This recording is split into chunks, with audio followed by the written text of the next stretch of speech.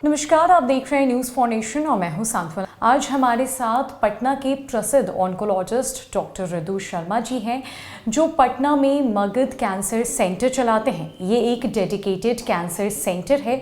आज हम इनसे कैंसर के विभिन्न विषयों पर बात करेंगे। खासकर हमारा फोकस बिहार की महिलाओं पे होगा। ये हमें महिलाओं में होने वाली कैंसर की बारे में बताएंगे, साथ ही साथ उनके जो भी ट्रीटमेंट्स होते हैं वो भी इनसे हम जानेंगे और इनसे हम टिप्स भी लेंगे। तो आइए बात करते हैं डॉक्टर ऋतु शर्मा से। सर, आप एक कैंसर स्पेशलिस्ट हैं। पहले आप ये बताइए कि कैंसर जो कि एक भ्रामक बीमारी है, इसको आप किस नज़रिए से देखते हैं? जैसा कि हम लोग बात कर रहे हैं कि 8 मार्च को इंटरनेशनल वुमेंस डे है। हम लोग पर्टिकुलरली बात करेंगे कि महिलाओं में कैंसर की समस्या क्या है, किस तरह की बीमारियां हो रही हैं, किस तरह के कैंसर हो रहे हैं और उसे कैसे टैकल किया जाए। आप देखेंगे कि जो महिलाओं में मोस्ट कॉमन कैंसर है वह है ब्रेस्ट कैंसर जी। और ब्रेस्ट कैंसर का जो है लाइफ टाइम रिस्क है, वह हर 8 में से 1 महिला को ब्रेस्ट कैंसर होने का रिस्क है।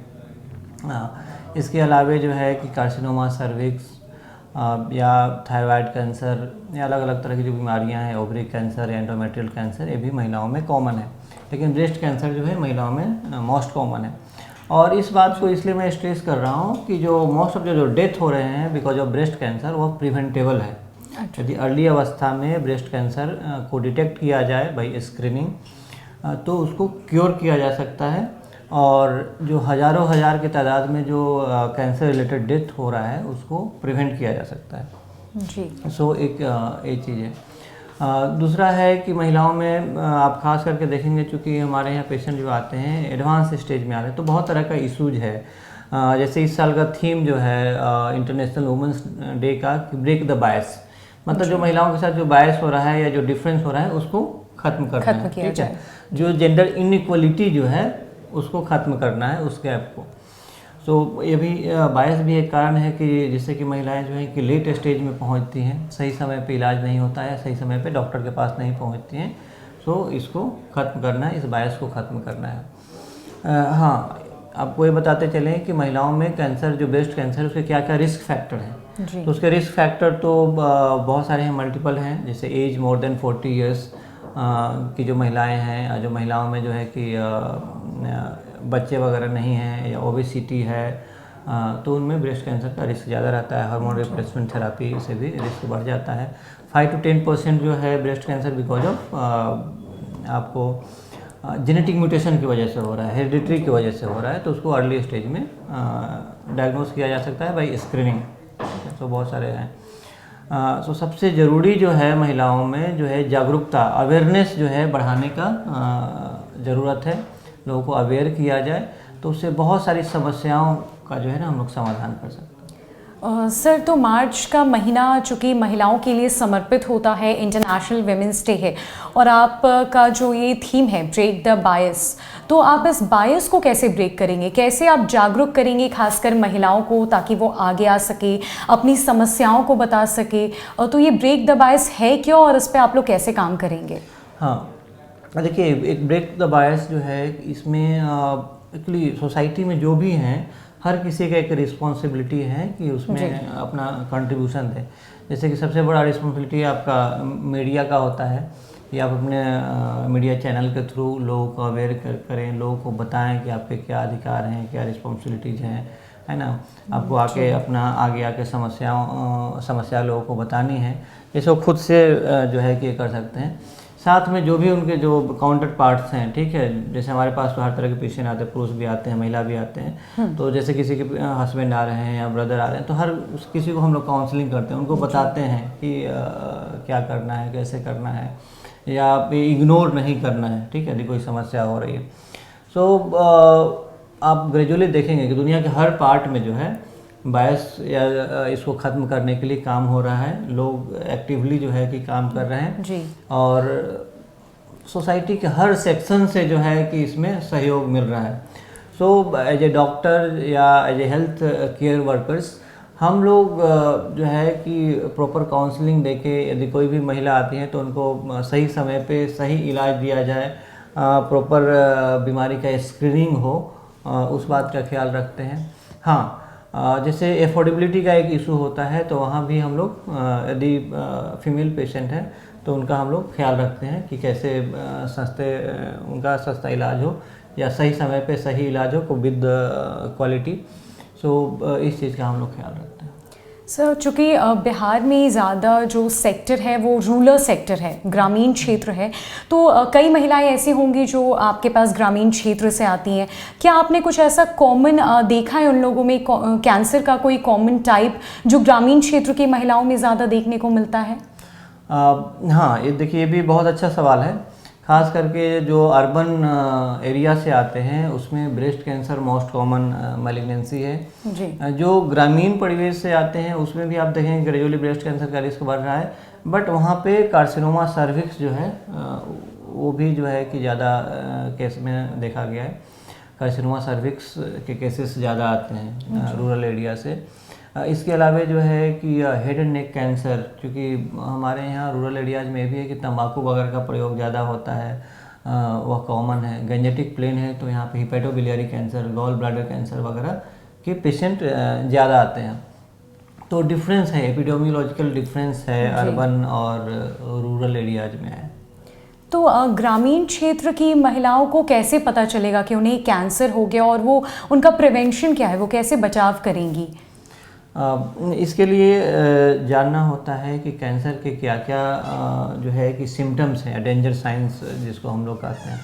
सो यदि किसी भी महिला को शरीर में कहीं कोई गांठ हो, ठीक है, अचानक से वेट कम हो रहा हो, परसिस्टेंट फीवर हो, काफ़ी दिनों से बुखार है और वो ठीक नहीं हो रहा, या कोई भी सिम्टम जो कि लंबे टाइम से है और वो ठीक नहीं हो रहा हो, तो उसमें आपने डॉक्टर से सलाह लेना है। हाँ, नॉन हीलिंग अल्सर, यदि शरीर में कहीं जख्म हो गया है, ठीक नहीं हो रहा है, तो वह भी एक कैंसर का सिम्टम हो सकता है। तो इस तरह के यदि एबनॉर्मल सिम्टम हो तो डॉक्टर से मिलना है। दूसरा होता है कि फैमिली हिस्ट्री, जैसा मैंने आपको बताया कि 5 to 10% जो कैंसर है वो बिकॉज ऑफ हेरिडिटरी या जेनेटिक डिफेक्ट्स की वजह से होता है। तो यदि किसी के फैमिली में कैंसर का केसेस यदि पाए जाते हैं, है ना, एज लेस देन 50 है, 2 जनरेशन में है, तो भी उनको अपने डॉक्टर से सलाह लेना चाहिए, इसलिए कि हेरिडिटरी हो सकता है, कुछ जेनेटिक म्यूटेशन की वजह से हो सकता है। तो उसमें अर्ली स्क्रीनिंग की ज़रूरत होता है, अर्ली ट्रीटमेंट का ज़रूरत होता है। ये तो हो गई अर्ली ट्रीटमेंट की बात। सर, जिन लोगों को कैंसर होता है, किस स्टेज तक ट्रीटमेंट पॉसिबल हो पाता है? आप लोग किस स्टेज में मतलब ट्रीटमेंट करते हैं कि वो पूरी तरीके से वो इंसान ठीक हो जाए कैंसर से? नहीं, देखिए, कैंसर का ट्रीटमेंट जो है कि हर स्टेज में इलाज अवेलेबल है ना।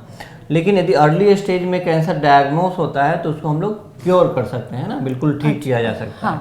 यदि एडवांस स्टेज में है, स्टेज 4 है, तो उसमें यदि आप इलाज कराते हैं, ट्रीटमेंट लेते हैं, तो उससे एडवांटेज होता है कि पेशेंट का क्वालिटी ऑफ लाइफ इम्प्रूव होता है। जैसे कोई भी तकलीफ है, कोई भी सिम्टम है, उसमें आराम मिलता है।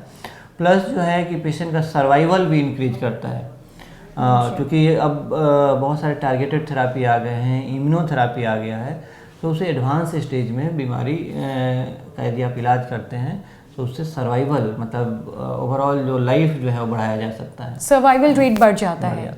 और सर, मगध कैंसर सेंटर एक डेडिकेटेड कैंसर सेंटर है और आप एक कैंसर स्पेशलिस्ट हैं। हमें आपके हॉस्पिटल के बारे में बताइए कि वहाँ पर क्या कुछ फैसिलिटीज़ आप लोग प्रोवाइड करते हैं और क्या कुछ खास है जो मगध कैंसर सेंटर को बाकी सारे हॉस्पिटल्स और इंस्टीट्यूशन से अलग बनाता है?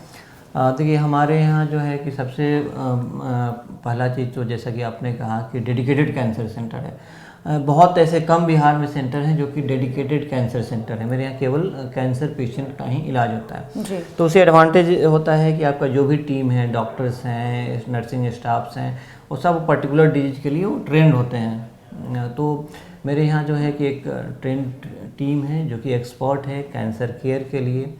इसके साथ जो है कि मेडिकल ऑन्कोलॉजी का डिपार्टमेंट है, जैसे जो आपने सुना होगा cancer chemotherapy, cancer targeted therapy, cancer immunotherapy, उसकी फैसिलिटी है। मेरे यहाँ कैंसर पेशेंट के लिए डेडिकेटेड कैंसर आईसीयू है, ठीक है। यदि कैंसर पेशेंट को आईसीयू का ज़रूरत होता है तो उसके लिए आईसीयू है जो कि बहुत कम हॉस्पिटल में है। इसके अलावा जो है कि सर्जिकल ऑन्कोलॉजी का डिपार्टमेंट है, जटिल से जटिल कैंसर की सर्जरी जो है कि हमारे यहाँ होता है। इवन आप देखेंगे कि यदि कोई भी पेशेंट रात में एडमिट होता है या संडे को भी एडमिट होता है, उस दिन भी वहाँ पे ऑन्कोलॉजिस्ट जो है कि अवेलेबल होते हैं, ठीक है, डीएम मेडिकल ऑन्कोलॉजिस्ट अवेलेबल होते हैं जो कि उनके पेशेंट को अटेंड कर सकते हैं, अपना ओपिनियन दे सकते हैं, ट्रीटमेंट वगैरह। सो मेरा मेन जो यूएसपी है कि कोई भी कैंसर पेशेंट यदि मगध कैंसर सेंटर में आता है तो उसको सही समय पे सही इलाज without any delay and with in the affordable range जो है वो स्टार्ट होता है और बहुत अच्छा आउटकम आता है। मतलब अब बिहार के लोगों को बाहर जाने की ज़रूरत बिल्कुल भी नहीं है, क्योंकि मगध कैंसर सेंटर इतने सारे फैसिलिटीज़ के साथ और अफोर्डेबल रेंज के साथ आया है, जहाँ पर जो भी लोग रूरल एरिया से भी आ रहे हैं वो भी वहाँ पर आके इलाज करा सकते हैं। जी हाँ, बिल्कुल। जैसे आपने कहा कि जो ज़रूरत है, जो ज़रूरत नहीं है कहीं अब यहाँ से बाहर जाने की ज़रूरत नहीं है, इसलिए कि कैंसर की हर तरह का ट्रीटमेंट, चाहे सिस्टेमिक थेरापी हो, कीमो, इम्यूनो या टारगेट थेरापी हो, और कैंसर सर्जरी, वो सब अवेलेबल है यहाँ पे, तो उसके लिए जाने की ज़रूरत नहीं है। हाँ, ज़रूरत है कि लोगों को अवेयर करने की ज़रूरत है कि इस तरह का इलाज यहाँ पे अवेलेबल है, लोगों को बताने का ज़रूरत है कि हम लोग हर तरह के कॉम्प्लिकेटेड केसेस का इलाज कर रहे हैं, चाहे वो ब्लड कैंसर हो या सॉलिड ट्यूमर्स हो, जैसे breast cancer, lung cancer, gall bladder cancer, pancreatic cancer. तो किसी भी तरह का जो कॉम्प्लिकेटेड जो कैंसर है उसका यहाँ पे ट्रीटमेंट है। कॉम्प्रिहेंसिव कैंसर सेंटर है मेरा मगध कैंसर सेंटर।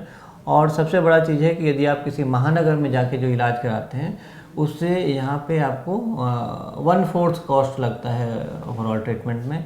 प्लस जो है कि आप अपने घर के पास होते हैं, इसमें क्वालिटी ऑफ लाइफ बेहतर होता है, और जो डेली वेजेज जो लॉस होता है बाहर जाने से वो यहाँ पे आपका, ठीक है।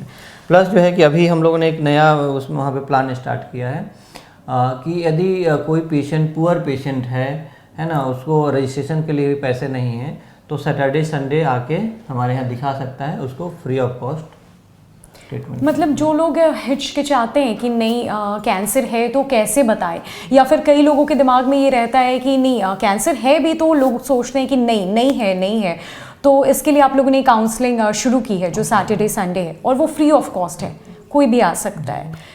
सो तो आखिरी चीज़, आप क्या मैसेज देना चाहेंगे इंटरनेशनल विमेंस डे के मौके पर, खासकर बिहार की महिलाओं को?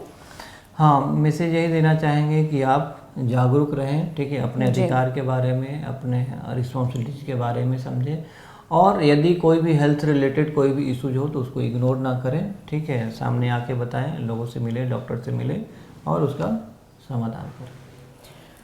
तो आज हमारे साथ पटना के फेमस ऑन्कोलॉजिस्ट डॉक्टर ऋतु शर्मा हैं और हमने इनसे विभिन्न विषयों पर बात की। कैंसर के बारे में काफ़ी कुछ हमने जाना है। इन्होंने लोगों को अवेयर करने का काम किया है।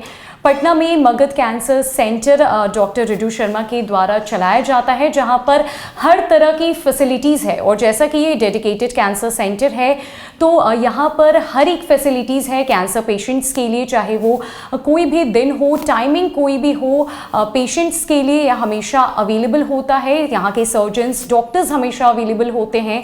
डिफरेंट वार्ड्स बनाए गए हैं। ऐसा बहुत कम हॉस्पिटल्स में देखने को मिला है कि किसी भी कैंसर सेंटर में ICU भी हो, और बाकी जितनी भी फैसिलिटीज़ जितनी हमने जानी ऋतु शर्मा से, वो यहाँ पर सब कुछ है, वो भी अफोर्डेबल प्राइस में।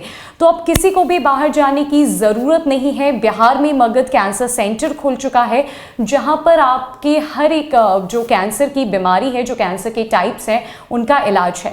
थैंक यू सर हमारे साथ बातचीत करने के लिए।